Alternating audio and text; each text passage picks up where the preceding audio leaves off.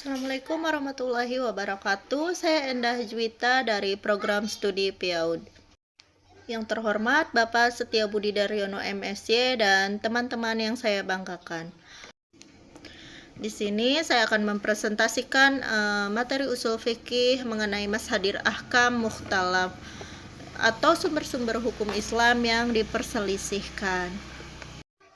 Jika Al-Quran dan hadis sebagai sumber utama yang disepakati, lantas bagaimana para ulama menetapkan hukum ketika tidak menemukan secara tekstual di sana? Hari ini saya akan membahas tentang ihtisan, istihab, hingga amal ahlul Madinah yang menjadi bukti kekayaan intelektual hukum Islam. Bismillahirrahmanirrahim. Mashadir Ahkam Mukhtalaf. Di sini yang pertama ada ikhtisan. Apa sih ikhtisan itu? Ikhtisan adalah meminta berbuat kebaikan, yaitu menghitung-hitung sesuatu dan menganggapnya kebaikan menurut Profesor Juhaya S. Praja. Untuk definisi lainnya, yaitu beralih dari kaidah umum ke hukum yang khusus karena alasan yang lebih kuat atau lebih maslahat atau lebih mudah. Intinya yaitu mengutamakan keadilan daripada kekuatan teks. Ada yang pro dan juga ada yang kontra.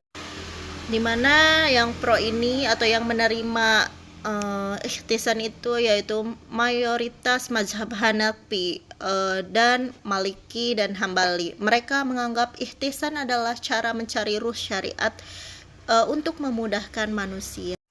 Adapun yang menolak atau yang kontra di sini adalah mazhab Syafi'i atau Imam Syafi'i menolak dengan keras dengan perkataan beliau yang masyhur, man itahsana faqad syara'a, atau barang siapa yang menggunakan ihtisan maka dia telah membuat syariat baru.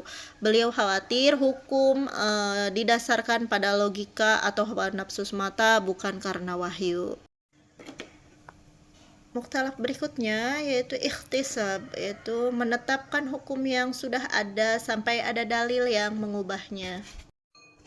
Kaidahnya yakin tidak bisa dihapus dengan keraguan. Di sini contohnya orang dianggap tetap punya wudhu sampai dia yakin telah batal. Ragu-ragu tidak membatalkan wudhu. Berikutnya yaitu syar'u man qablana. Apa itu syar'u man qablana?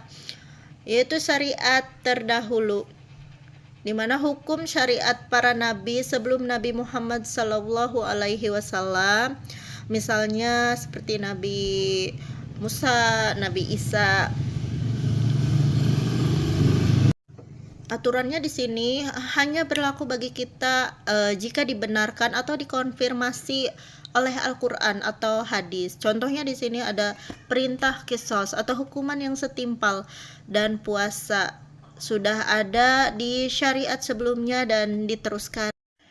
Berikutnya Sad Az-Zariyah, melarang suatu perbuatan yang pada dasarnya boleh atau mubah karena perbuatan tersebut dapat menjadi jalan atau perantara menuju perbuatan yang haram.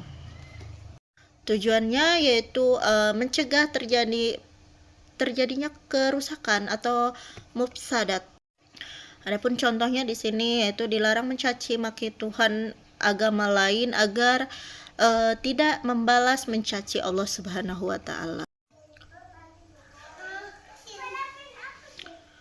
Mazhab sahabi atau fatwa sahabat, pendapat atau fatwa para sahabat Nabi tentang suatu masalah hukum yang tidak ditemukan ketentuannya dalam Al-Quran dan Sunnah.